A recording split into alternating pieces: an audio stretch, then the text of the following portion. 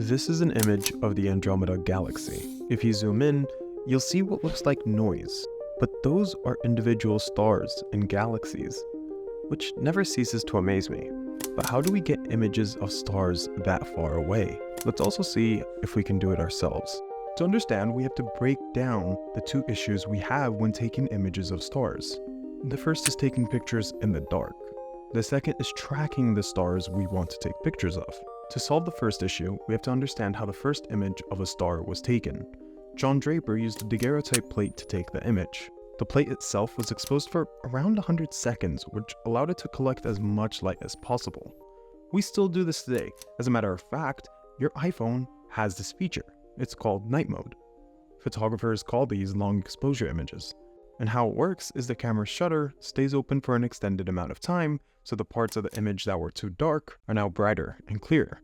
Something else to note is that the location where you take the image matters as well.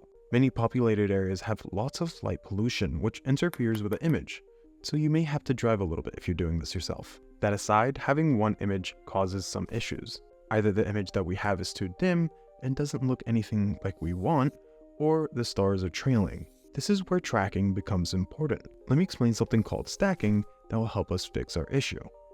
If we take one photo and it's too dim, we can take multiple photos and combine them to get less noise and an overall brighter image.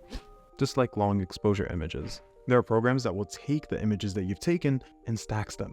To take multiple pictures of the same star, we either manually track it or automatically track it. Manually tracking means moving the camera every time the star moves in the viewfinder, and that's what I did. The other option is automatically tracking the star.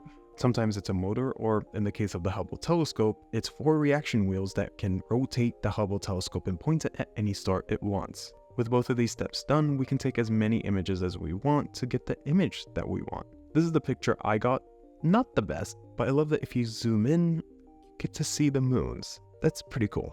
If you want to take some yourself, and you have a DSLR, I've attached some resources to get you started. I've also attached all the resources I used for this video. Thank you. Bye.